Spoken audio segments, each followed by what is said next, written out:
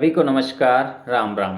अपना जो पाठ्य पुस्तक कक्षा 5 के हिंदी सब्जेक्ट के जो अपने प्रश्नोत्तर की जो सीरीज चल रही है, उसमें मैं अगला पाठ ले रहा हूँ, पाठ संख्या 15, पन्ना का त्याग। बहुत ही रोचक पाठ है, आप एक बार इस पाठ को पढ़ना, बहुत ही आनंद आएगा। ठीक है दोस्तों, और साथ ही इस चैनल पे मैं आपको सभी तरह के जो क्वेश्चन आंसर हैं पाठ्य पुस्तक के वो कराऊंगा, नवोदय की तैयारी करवा रहा हूँ साथ में। यदि आप चैनल पे नए हो तो चैनल को ज़रूर सब्सक्राइब करें। ठीक है दोस्तों, चलते हैं हम पाठ्य पुस्तक के प्रश्नों पर बिना आपका समय गंवाए हुए। ठीक है, चैनल पे यदि आप नए हो तो चैनल को ज़रूर सब्सक्राइब करें और सभी दोस्तों के साथ शेयर करें। आपका एक शेयर मुझे बहुत ही आगे बढ़ा सकता है, मेरा मनोबल बढ़ा सकता है। चलिए दोस्तों, देखो, पन्ना का जो त्याग है वो पाठ के जो प्रश्न उत्तर है, इसका सार मैंने बहुत अच्छे से बताया है। आप उस पाठ को देखना एक बार, तो आपको भी बहुत मज़ा आएगा। ठीक है दोस्तों, अगला जो ये लो अपना। ठीक है, प्रश्न नंबर 1। पहला जो प्रश्न है, पाठ में किन किन शक्तिशाली महिलाओं के नाम आए हुए हैं। जो पन्ना का त्याग है, पन्नाध्याय ने जो अपना त्याग दिया है, अपने बच्चे का जो त्याग दिया है, उस वो एक महिला होते हुए इतना अच्छा काम कर सकती है। तो पहला प्रश्न भी ये आया कि पाठ में किन किन शक्तिशाली महिलाओं के नाम आए हैं। तो पाठ में पन्ना के अलावा रानी लक्ष्मीबाई, रानी दुर्गावती, बेगम चांद बीबी, अहिल्याबाई के नाम आए हुए हैं दोस्तों। ये आपका आंसर है। प्रश्न नंबर 2। प्रश्न नंबर जो 2 है, चित्तौड़ में कब अव्यवस्था फैल गई। चित्तौड़ में अव्यवस्था कब फैल गई थी। तो चित्तौड़ में महाराणा संग्राम सिंह की मृत्यु के बाद अव्यवस्था फैल गई थी। ठीक है, संग्राम सिंह जी की मृत्यु हुई तो चित्तौड़ में अव्यवस्था फैल गई। अगला जो अपना प्रश्न है वो है कि उदय सिंह को महल में छिपाने से कोई लाभ नहीं, क्यों।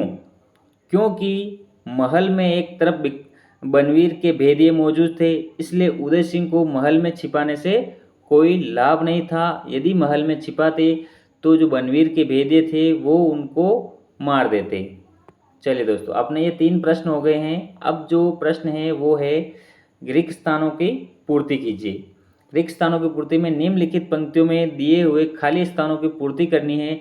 और जो प्रश्न है वो बोल रहा है कि उदय सिंह को नाच रंग में नहीं जाने दिया था, इसलिए वह रूठ कर कहाँ चला गया था, रसोई घर में। तो ये अ वाला जो है यहाँ पे भरना है 1 नंबर पे। ठीक है, ब में जो है उदय सिंह पर पन्नाधाय छाई हुई थी। तो किस प्रकार छाई हुई थी, ढाल बनकर छाई हुई थी। ठीक है, अगला जो प्रश्न है, सही उत्तर चुनकर क्रमाक्षर कोष्टक में लिखे। जो सही उत्तर है उसको अपने को छांटना है और कोष्टक, यहाँ पे जो कोष्टक बना होगा उसमें आपको लिखना है। प्रश्न नंबर है, उदय सिंह की देखभाल कौन करती थी। उदय सिंह की जो देखभाल है वो पन्नाधाय करती थी, दासी करती थी, रानी करती थी या महारानी। तो उसका आंसर जो है क राइट है। क इसमें भरना है, पन्नाधाय उदय सिंह की देखभाल करती थी। नेक्स्ट जो प्रश्न है, पन्नाधाय का एकमात्र बेटा था। पन्नाधाय का एकमात्र बेटा कौन था, उदय सिंह, विक्रमादित्य, चंदन या बनवीर। तो जो बेटा जो था वो था चंदन। घ इसमें अपने को सही भरना है, चंदन बेटा था पन्नाधाय का। नेक्स्ट जो अपना प्रश्न है, दासी पुत्र बनवीर क्या चाहता था। बनवीर जो चाहता था चित्तौड़ का राज्य हड़पना चाहता था। ठीक है, अगला प्रश्न, अगला जो प्रश्न है प्रश्न संख्या 4। ठीक है, ये थोड़ा बड़ा है तो इसको मैं छोटा कर लेता हूँ।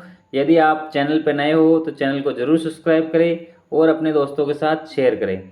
देखो, महादृष्ट बनवीर ने क्या चाल चली। बनवीर ने नवरात्रा के सारे चित्तौड़ में नाच गान रंगों का आयोजन कराया और दोनों राजकुमारों को बुलाकर मारने की योजना बनाई। बनवीर ने जो था उसने दोनों राजकुमारों को मारने की योजना बनाई। अगला जो प्रश्न है वो है पन्नाधाय ने बनवीर की चाल को कैसे असफल कर दिया। तो इसका जो उत्तर है वो दोस्तों ये रहा कि पन्नाधाय ने बनवीर की जो चाल थी उसको कैसे असफल कर दिया। तो इसका उत्तर हम पढ़ेंगे कि पन्नाधाय को बनवीर की चाल का पता लग गया था। उन्होंने वीर किरतबारी की सहायता से उदय सिंह को महल के बाहर भेज दिया और उनके स्थान पर अपने पुत्र चंदन को सुला दिया।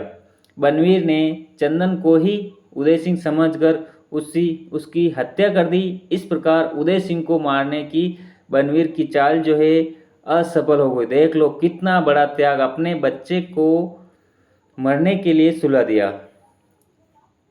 अगला जो प्रश्न है अपना, किरतबारी ने क्या काम किया।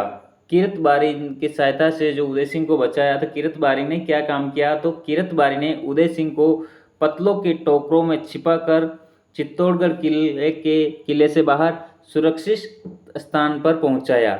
ये काम किरतबारी ने किया।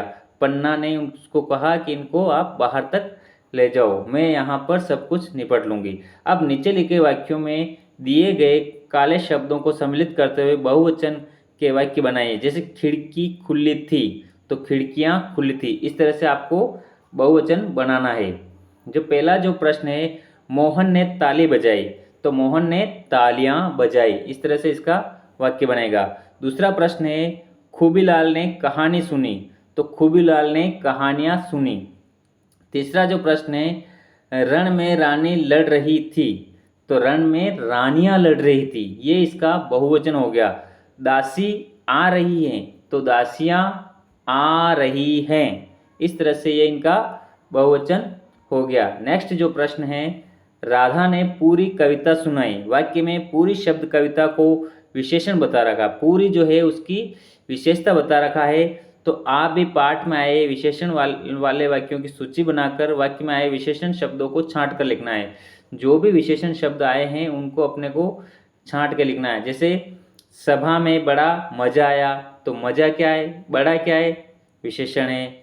मैंने खूब जोरदार स्वर में सुना दी, तो इसमें क्या है, खूब जोरदार। महाराणा संग्राम सिंह की मृत्यु के बाद बड़ी अव्यवस्था फैल गई, तो बड़ी क्या है, विशेषता है, तो यह एक विशेषण है। बनवीर उस समय भयंकर षड्यंत्र में लगा हुआ था, तो भयंकर क्या है, विशेषता है, तो विशेषण बन गया। नवरात्रा में उसके सारे चित्तौड़ में नाच गान का आयोजन करवाया, तो कहाँ नाच गान करवा, तो सारे। तब उसका मार्ग निष्कट हो गया, तो निष्कटक। आज माँ की ममता की कठोर परीक्षा है, तो क्या है, कठोर जो है वो विशेषण है। अबोध चंदन माँ के दुलार की छाया में शीघ्र ही निद्रामग्न हो गया, तो कौन सा है, अबोध। तो इस तरह से ये विशेषण है, मैंने आपको बताए। ठीक है, अगला जो प्रश्न है, इन चिन्हों की पहचान ने पाठ में चिन्ह जो कहाँ है इन्हों देखे और समझे, इन चिन्हों को क्या कहते हैं। देखो इस चिन्ह को क्या कहेंगे, ये सिर्फ इस तरह का चिन्ह है ये, तो इसको हम कोमा कहेंगे। कोमा को अपन इंग्लिश में जैसे कोमा बोलते हैं, तो इसको अल्प विराम का चिन्ह है। और ये जो चिन्ह है वो पूर्ण विराम का चिन्ह है।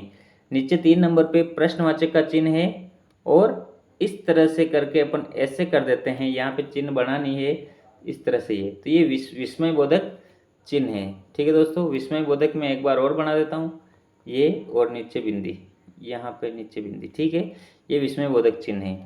पाठ में आवश्यकता अनुसार विभिन्न स्थानों पर आए चिन्हों को सम्मिलित करते हुए विराम चिन्ह कहते हैं, यह भी करें। नेक्स्ट जो प्रश्न है, यदि आप पन्नाधाय के स्थान पर होते तो उदय सिंह को कैसे बचाते।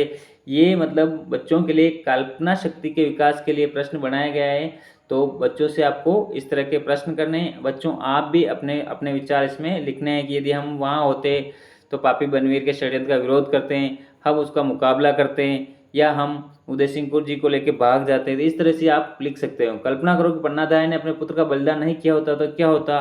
तो वो जो उदय सिंह था, वो जो चंदन को जहाँ मारा वहाँ वो उदय सिंह को मार डालता बनवीर। तो इस तरह से आपको ये लिखना है। ठीक है, अन्य प्रश्नोत्तरी अपने को नहीं करनी है, जो पाठ्य पुस्तक में जो प्रश्नोत्तरी आई है वही बता रहा हूँ मैं। Thank you, have a nice day. यदि चैनल पर नए हो तो चैनल को जरूर सब्सक्राइब करें।